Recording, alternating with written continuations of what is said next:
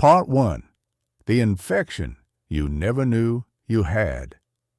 What if I told you that the strongest desire of your life, the desire to be stronger and more successful, is one of the most dangerous? And do you realize the price of this? Society sells you strength as a commodity. But the sellers are not faceless. They are the polished life coaches on your feed, their smiles too bright, selling you 7 steps to invincibility. They are the granite-faced bosses who measure your worth in quarterly reports, who call relentless productivity character. They are even the well-meaning voices of your family, urging you towards the safe harbor of a stable career, a predictable life. And what do they promise for your obedience? A shield, they say, the quiet safety of a suburban dinner where the loudest sound is the clinking of ice in a glass, and the conversation never strays from the price of real estate, a golden cage, impeccably decorated, but a cage nonetheless. But these sellers of strength never talk about the price. They never show you the fine print on the contract you sign with your own ambition. They never, ever warn you about the invisible line you cross, where that very strength begins to act like a slow-acting poison, a poison to your comfortable life, a poison to your easy friendships, your simple pleasures, and perhaps even your sanity.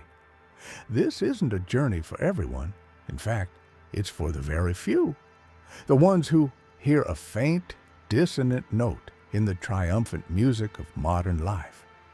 If you are here, it's because you've likely felt it too. You've pursued strength only to find it leading you not to a fortress, but into a wilderness. And this wilderness isn't a dark forest of tangled branches. It's the stark, echoing silence of your apartment on a Friday night, while the rest of the world seems to be celebrating something you no longer understand. It's the profound discomfort in a room full of small talk, where everyone debates the finale of a popular show while you're wrestling with the meaning of your own life script. It is a place of profound loneliness, yes, but also of a terrifying, crystal-clear honesty. We are not here today to talk about the tired cliches of success. We are not here to add another chapter to the book of making it. We are here to talk about symptoms, strange, unsettling symptoms that the world dismisses as burnout, cynicism, or simple unhappiness. Subscribe to our channel if you don't want to miss opportunities for an impressive transformation of your personality that will henceforth view the world differently, as a true winner and not as one who has deceptive values. Have you ever felt it? A profound and aching sense of alienation, even when surrounded by people you're supposed to love. It's a quiet, low-grade fever of dissatisfaction with things that seem to make everyone else happy. A promotion feels hollow. A party feels like a performance. And then there's the third symptom, perhaps the strangest of all, a sudden, almost physical allergy to falsehood. You start to feel insincerity like a change in air pressure. A colleague's hollow compliment leaves a bitter taste in your mouth. The forced enthusiasm of a commercial makes your skin crawl. You see the strings behind the puppet show of everyday life, and the performance becomes unbearable. You watch the world chasing things with a desperate hunger, and you feel a strange and growing detachment. It can feel like you've been infected by a world that seems committed to mediocrity, to noise over substance, to the shallow end of the pool, and you, for some reason, can no longer pretend to enjoy it. Today, we don't just look into the abyss. We are going to do something far more courageous. We are going to take a blood sample, a sample from the deepest part of your psyche, to check if your mind's immune system is no longer dormant, to see if it has begun to stage a quiet and powerful revolution against the world's illusions. You might think you're just tired, or that you've become cynical and negative. You might even worry that you are breaking down, that the world is finally winning, grinding you into the same dust as everyone else. You see this growing distance from the normal world as a sign of decay. But what if it isn't decay? What if that ache of alienation, that dissatisfaction, that allergy to untruth is not a sickness? What if it's the first sign of a powerful immune response finally kicking in? What if it's the feeling of your soul beginning to reject a poison it has been fed your entire life? This is not the feeling of you getting sick. This is the sound of you getting well, dangerously well. To understand this immune system, this sacred, formidable force awakening within you, we must first understand its nature. To do that, the ideas and concepts of Friedrich Nietzsche will help us. Part 2. Sign 1. The allergic reaction to mediocrity. This feeling of disgust, it is not what you think. It is not the ugly, condescending sneer of the cynic who believes he is above it all. It is not the bitter resentment of the person who failed and now despises the game. No, this is something cleaner, sharper. It is a biological response from the very core of your spirit. Think of it less as an emotion and more as an allergy. A sudden, violent, and uncontrollable allergic reaction to the great, suffocating blanket of mediocrity that the world tries to wrap you in. You feel it in your bones. You are sitting in a meeting, and the air is thick with the stale scent of dying ambitions. Your colleagues talk in circles, using corporate jargon to disguise the terrifying truth that no one is truly passionate, no one is truly alive in that room, and a wave of something akin to nausea washes over you. It's a physical sensation, a mental inflammation. You want to stand up and scream, not out of anger, but out of a desperate need for fresh air. You're at a social gathering, surrounded by perfectly pleasant people. They discuss the latest celebrity scandal, the plot twists of a show you'll never watch, the best place to get brunch. The conversation is a sterile loop, a script that everyone has memorized.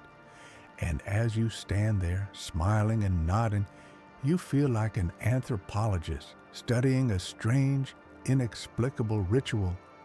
You don't feel superior to them. In fact, what you feel is a deep, aching sadness, a profound and heartbreaking confusion that whispers in your ear, is this really it? Is this hollow echo of life truly all they desire from the one miraculous chance they've been given? This is your mind's immune system at work. For years, you were told that this was the normal state of affairs. You were trained to accept it, to participate, to find your place within it. But now, something inside you has finally identified this way of life for what it is: a foreign body, a pathogen. It has recognized the highly contagious airborne virus of conformity, and it is screaming with every fiber of your being, warning, this is poison, this will numb your heart, this will put your soul to sleep, evacuate immediately. Of course, the world around you has no category for this reaction. They see your withdrawal, your silence, your inability to celebrate the trivial, and they label it. They call you arrogant. They call you negative. They ask you, with a genuine sense of bewilderment, why you can't just go with the flow and be happy like everyone else.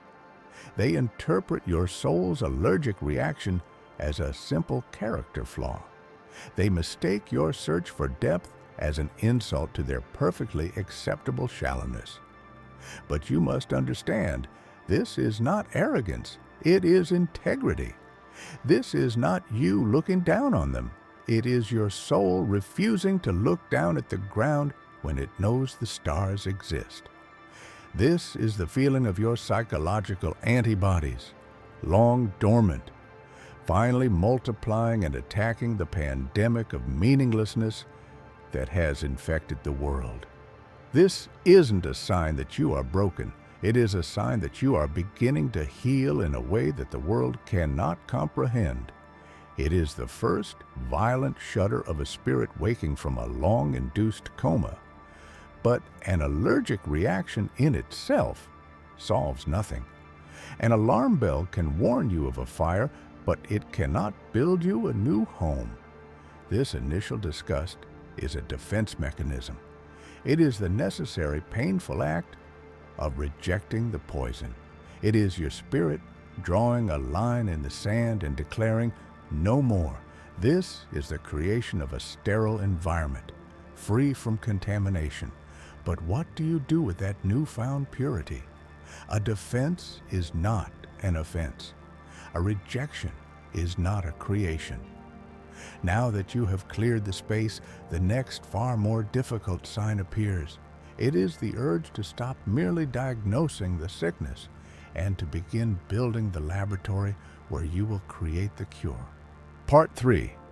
Signs 2 and 3. The sterile lab and the custom antibody. That disgust is a powerful alarm, a fire bell in the night. But an alarm only tells you that the building is on fire. It doesn't tell you where to find safety. The initial rejection of mediocrity is a violent, necessary push. But where does it push you? It pushes you out of the burning building and into the cold, stark, and silent night of solitude. And here we find the second sign that your mind is becoming dangerously strong. You begin to crave this solitude. It is no longer a punishment to be avoided, a sign of social failure. It becomes a biological necessity. Like needing water or air, you begin to need silence. You begin to need space. This isn't the bitter loneliness of the outcast.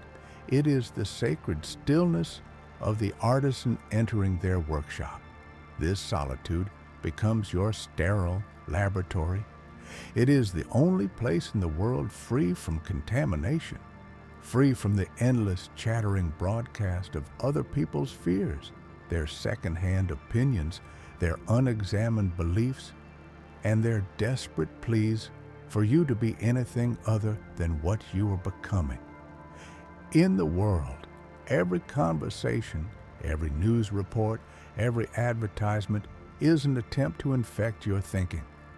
But in the silence of your lab, for the first time, you can finally hear the faint, steady signal of your own soul beneath the static. You begin to understand that you are not running from the world. You are running to the quiet center of your own being. In this state, you begin to hear the call of your soul. You begin to feel the call of God, which speaks to your heart, trying to guide you to the true essence of your being. And inside this laboratory, with the door locked and the world silenced, the most dangerous and sacred work begins. This is the third and most pivotal sign. You start looking at everything from a different angle. You pick up every single belief and you hold it up to the light. You are no longer content with the answers handed down by society. You begin to ask a terrifyingly simple question about every rule you've ever followed. Why? Is this right because my instructor at the university told me so? Or is there a deeper, more eternal law at play? You start testing your values not against the court of public opinion, but against the effects they have on your own spirit. Does this belief make me nobler or more resentful? Does this way of living make me more alive, more connected to a sense of purpose? Or does it slowly deaden my soul? This is the act that society cannot and will not forgive. To simply reject the world's games is one thing. They can label you a cynic or a failure and move on. But to begin creating your own worldview is an act of ultimate rebellion. It is a declaration of sovereignty. You're no longer just fighting off the virus of mediocrity with a temporary allergic reaction. You are deep inside your own spiritual laboratory, engineering a custom antibody. You are building a moral and ethical framework born from your own deepest, most honest inquiry. You are no longer just consuming truth, you are beginning to build it within yourself. This is not the creation of a convenient, self-serving morality that justifies any impulse. That is the path of the weak. This is the opposite. It is the embrace of a harder, more demanding code, one that requires more of you, not less. It is the slow, painstaking process of aligning your life with a truth so profound and personal that it becomes the very architecture of your soul. But this forging is not a gentle, intellectual exercise. A new sword is not spoken into existence in a quiet library. It is hammered into shape with fire and force. To truly create this new reality, to forge these values into something unbreakable, your system must learn to metabolize the one thing everyone else is taught to fear and avoid at all costs. It must learn to use pain as fuel. Part 4, Sign 4, the vaccine of suffering. This is the turning point, the place where most journeys to strength end in catastrophic failure. They encounter a true crisis, a betrayal that shatters their trust, a failure that humiliates them, a loss that carves a hole in their world, and their spirit collapses. The pain is too acute, the injustice too bitter. They become brittle, resentful, and forever defined by the wound. Their fledgling immune system, faced with a real-world pathogen, is overwhelmed and shuts down. But your system, it does something different. It does something that defies all modern logic. You stop seeing suffering as a disease to be cured. You begin to see it as a vaccine. This is the fourth and most transformative sign. You learn to metabolize pain. You no longer just endure it. You consciously use it. Every crisis becomes a deliberate, controlled injection of the very chaos that breaks other people. It is a form of spiritual stress inoculation. You understand that the heartbreak is not an accident. It is a live fire drill for your emotional resilience. The professional failure is not a verdict on your worth. It is a masterclass in humility and adaptation, burning away your ego. The loneliness is not a punishment. It is a controlled environment designed to test the foundations of your own character. This is the heart of Nietzsche's most dangerous and liberating idea, amor fati, the love of one's fate. This is not a passive, grim acceptance of what happens. It is an active, passionate, and fiercely joyful embrace of everything that has made you who you are. It is the ability to look back at the entire winding and often brutal chain of events that led you to this moment, the triumphs and the tragedies, the love and the loss, the moments of grace and the moments of pure agony, and to not wish a single thing to be different. It is to understand that to remove even the ugliest stone from the mosaic of your past would be to shatter the entire beautiful and terrible picture. You begin to see that the universe is not punishing you, it is training you. And in the depths of your hardest moments, a new prayer forms on your lips. It is no longer, "Why is this happening to me?" It becomes a whisper, then a roar. "Thank you." You look the hardship that was designed to destroy you square in the eye, and you say with a terrifying sincerity, "This was necessary. Give me more. Now I am much stronger." You have such profound faith in your own ability to grow that you no longer fear the raw material of that growth. This is the great divide that separates the strong spirit from the fragile one. Most people spend their entire lives in a frantic, desperate flight from pain. They see discomfort as a cosmic error, a sign that they have taken a wrong turn. They numb it with distraction, silence it with platitudes, and medicate it with hollow pleasures. Their goal is to construct a life so safe, so padded, so predictable that it will never hurt. But in doing so, they build a prison for their own potential. You, however, run towards the fire. You understand that the pain is not the enemy. The pain is the chisel. You are a block of unformed marble, and every sharp, painful blow is chipping away what is weak, what is inauthentic, what is not you. Without the relentless pressure of the chisel, you would remain a shapeless stone forever. This love for your fate, this gratitude for the very cruelty of the sculptor's tool, is what makes you incomprehensible and terrifying to the world. People try to control each other with the threat of pain, the fear of loss, the promise of comfort. But what can they do with a person who is nourished by what is meant to poison them? You are fueled by the very thing that kills their spirit. And once you have truly integrated this new power source, once your system runs on this fuel of metabolized suffering, it prepares for its next move. It stops playing defense. It stops merely reacting and building immunity. Fueled by this incredible power, your system begins to deploy its most aggressive cells, preparing to go on the offensive. Part 5. Signs 5 and 6. The T-killer cells of the soul. With this new, terrifying power source humming within you, your mind's immune system makes a strategic shift. It has defended the borders. It has cleared the internal ground. It has learned to turn the enemy's weapons into fuel. Now it moves from defense to offense. It deploys its most elite forces, its most specialized operatives, with one single, ruthless directive: to seek and destroy the remaining sickness within. And the first pathogen it targets is the most insidious of them all.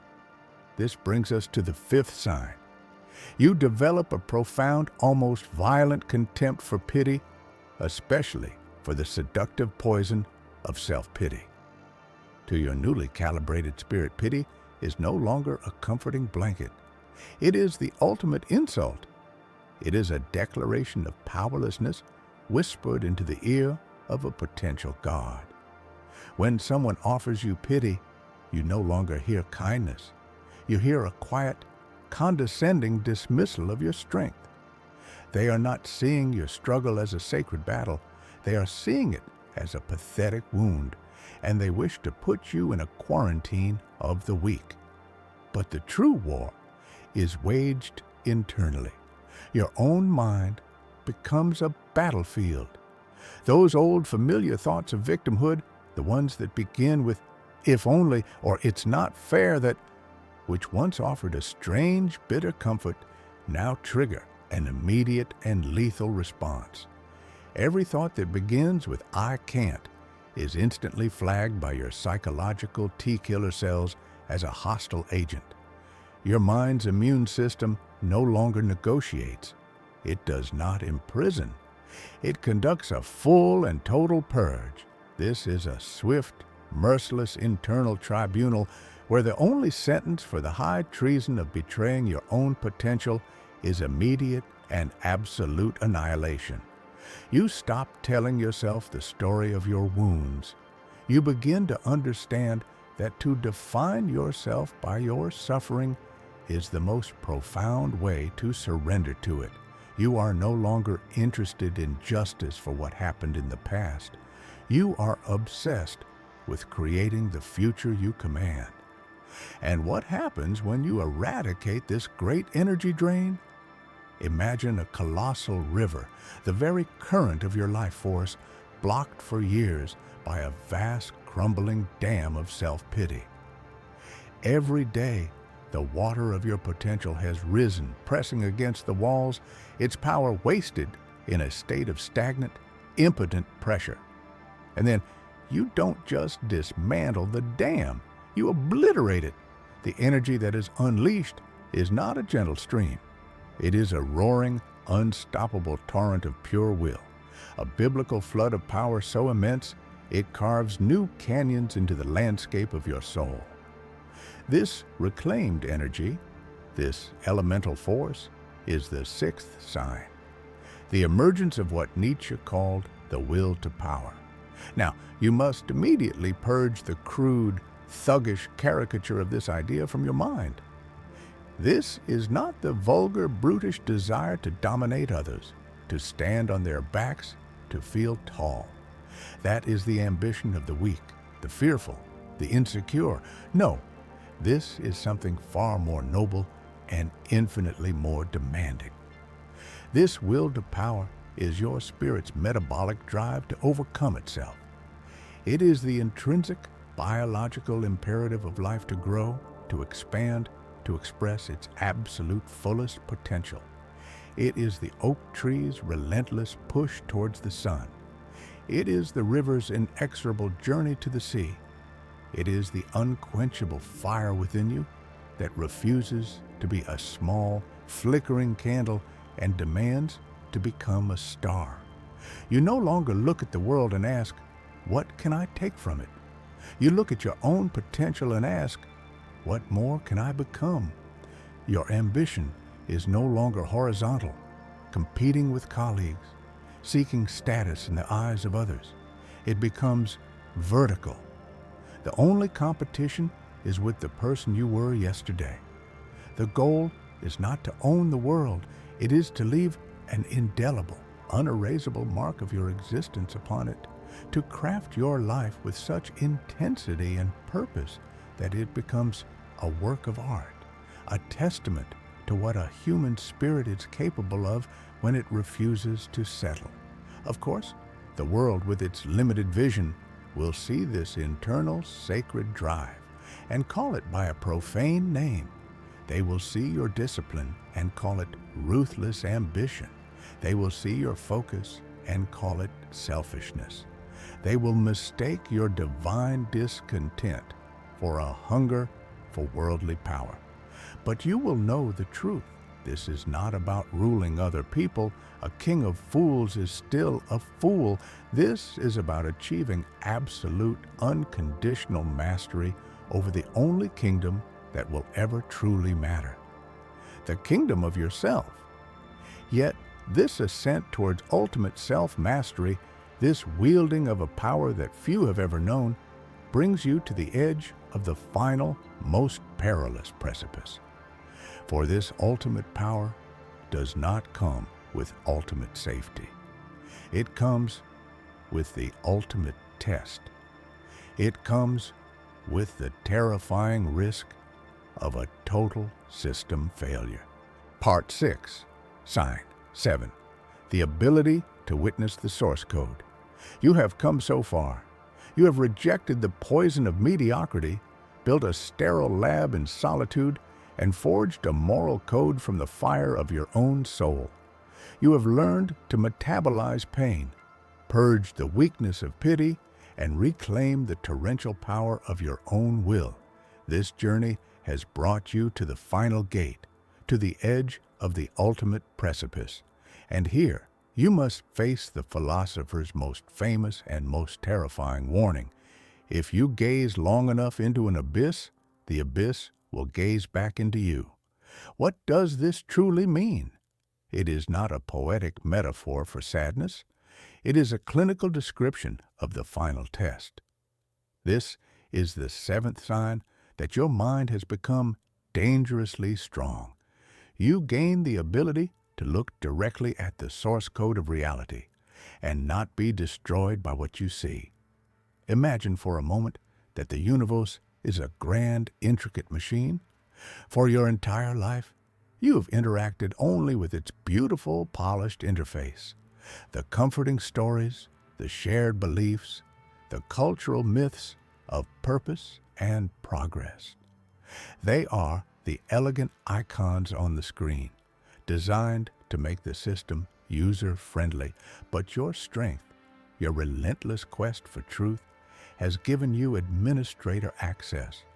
You can now see behind the screen. You can witness the source code. And what you see there is terrifying. You see the raw, unblinking chaos of modern life. You see the vast, silent stretches of space that do not know your name and do not care about your dreams. You see the brutal, elegant, and amoral logic of many people. You see that many of the grand narratives that hold society together, the promises of ultimate fairness, the guarantees of reward for virtue. But very few people adhere to this. Everyone just talks about it. You see the abyss, and the abyss is the profound, terrifying realization that there is no script. There is no safety net. There is only a canvas of infinite possibility and infinite emptiness. This is the point of existential vertigo. This is the moment where many powerful minds who have come this far simply break. To see everything is to risk seeing nothing. They gaze into the void, and the void's emptiness floods into them, dissolving their sense of self, their purpose, their sanity. They become a casualty of the truth, a ghost haunting the edge of reality. But your mind, this fortress you have been building, does not break. It holds. Why? Because you did not arrive here by accident. You were not thrown into the abyss unprepared. You spent years engineering the very systems required for this moment. Your disgust with mediocrity was your initial rejection of the interface. Your solitude was the training ground where you learned to live without its constant validation. The custom morality you forged is not a story told to you by the world. It is an anchor you built yourself, drilled into the bedrock of your own being. The suffering you metabolized vaccinated you against the shock of pain and chaos. The will to power is the internal gravity you generated, giving you mass and stability in the face of the void. You are not shielded from the truth. You see the abyss with more clarity than anyone. You see the chaos, the indifference, the terrifying freedom. But you are no longer defined by what is external to you. You have created an entire universe of meaning, of value, of purpose inside yourself. And this internal universe is now so dense, so powerful, and so real that it can stand in the face of emptiness and not be extinguished. You can gaze into the abyss, and the abyss gazes back, and it recognizes a sovereign power. It sees a will as ancient and as fundamental as its own emptiness. You do not fall in. You find your balance on its very edge, and you learn to walk there as if it were solid ground. You have faced the ultimate truth of the universe and have chosen to create your own. And it is here, standing at the summit of your power, having passed the final test, that you finally understand the true nature of the danger we spoke of at the beginning. It is not the danger that you will fail.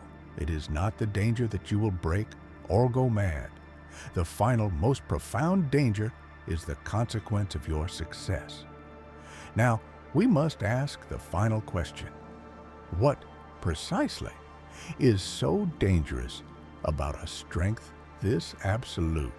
Part 7, the diagnosis, a necessary autoimmune disease.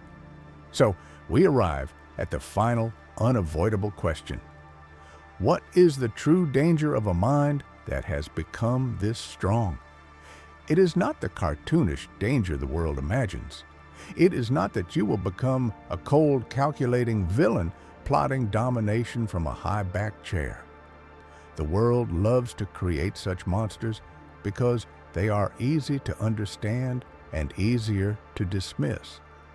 It is not even that society will reject you, fear you, or misunderstand you. That is not a danger. That is a certainty, a simple side effect you have already made peace with. No, the true danger is far more intimate, far more profound, and infinitely more tragic. The danger is that your psychological immune system, in its relentless pursuit of health, has become so powerful that it has triggered a kind of spiritual autoimmune response. A healthy immune system attacks foreign invaders.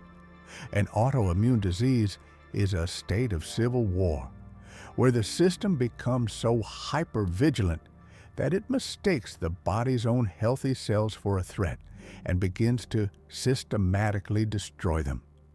This is the price of your strength. Your mind, having purged the external infections of mediocrity and conformity, now turns its terrifying gaze inward. It no longer just attacks the virus. It begins to attack the host. It begins to attack you, not the essential eternal you, but the you that you have known your entire life. It identifies your own past as a foreign body. It sees the person you used to be as a remnant of a sickness that must be eradicated. Your comfortable illusions about the world, your once cherished and simple pleasures, the easy friendships that were built on a shared, unspoken agreement to never challenge each other. Your system now flags all of this as pathological tissue. The life you could have lived, the quiet, normal, untroubled existence you once may have longed for, is now seen by your own soul as the most dangerous threat of all. And your mind begins a slow, methodical, and relentless campaign to dismantle it, memory by memory, attachment by attachment. This is the danger. This strength burns bridges, but it doesn't just burn the bridges to other people. It burns the bridge back to yourself. It makes a return to the comfortable warmth of blissful ignorance not just unappealing, but neurologically impossible. You can no more go back to enjoying small talk than a man who has seen the stars can choose to be fascinated by a flickering candle. The door to your old life has not just been closed, it has been sealed brick by brick from the inside. This is a one-way ticket into the wilderness of your own potential. The journey does not come with a return flight, and so you begin to mourn. You mourn the person you used to be. You mourn the easy laughter you once shared with those who cannot or will not make this journey with you.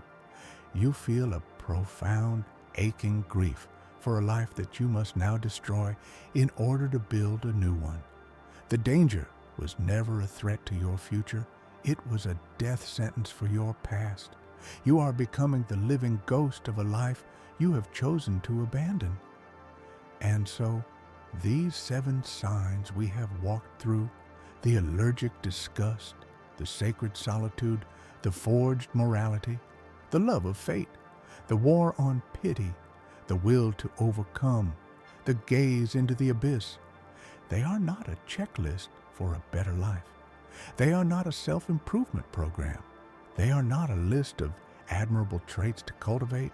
They are a diagnosis that you are suffering from a rare, powerful, and transformative autoimmune disease of the spirit, a condition in which your soul has begun the painful, terrifying, and necessary work of choosing its own survival over its own comfort. And like any diagnosis, no matter how grave or how glorious, it leaves you with only one thing: a choice. Part 8. The choice: remission or mastery. This journey we have taken, these 7 signs, they are not a manual. They are a mirror. And if in looking into this mirror you have seen even a fleeting glimpse of your own reflection, do not be afraid. The terror you feel is not the terror of the abyss. It is the sacred awe that comes from standing before a power you did not know you possessed. Be afraid of something else entirely. Be afraid of the silence that will follow if you turn away from this mirror now. Be afraid of the profound, soul-crushing tragedy of betraying the very strength that is awakening to save you. Because the true question was never, how many signs do I have? To count them is to turn this sacred revelation into a profane scorecard, a vanity for the ego. The only question that matters now is the one that will echo in the silence of your own soul tonight, tomorrow, and for the rest of your life. What will you do with this power? You stand at a crossroads, the only one that truly matters. Down one path lies the promise of peace, a quiet remission. You can choose this. You can take the suppressants. The world offers them freely on every screen and every hollow conversation. The suppressant of distraction, of endless entertainment, of caring deeply about things that do not matter. The suppressant of seeking approval from the very people whose validation you no longer respect. You can dull the allergic reaction. You can learn to tolerate the poison again. You can quiet the autoimmune response, and your system will stop attacking the comfortable, sick parts of your old life. The world will welcome you back with open arms. You will fit in again. The fever will break, and you will be left with only a strange, low-grade ache, a quiet sense of loss for a kingdom you almost claimed. This is the path of forgetting. It is the choice to be a well-adjusted patient, a sick world. And then there is the other path. It is not a path of peace. It is a path of glorious, unending war. It is the choice to accept the diagnosis not as a disease, but as a commission, a sacred duty. It is the choice to step fully into the fire of this power and learn to wield it. This is the path of mastery. To choose this is to commit to a life of relentless self-overcoming. It means you will wake up every morning and choose the difficult truth over the easy comfort. You will choose the discipline of forging your own meaning over the convenience of inheriting one. You will use the terrible energy of your will not to conquer the world, but to conquer the last remaining vestiges of weakness and falsehood within yourself. This path does not promise happiness. It promises something far more valuable. It promises that your life will mean something. It promises that you will become the architect of your soul, the master of your fate, and a testament to the fact that a human being can be something more than a product of their environment. It is the choice to become an artist, and your life itself is the block of marble you will carve into a masterpiece. The choice, in the end, is terrifyingly simple. It is yours, and yours alone. To hide or to become. There is no middle ground. There is no negotiating with your own potential. To try and live in both worlds is to be torn apart. So we ask you now, not for an analysis, not for a score, not for a story.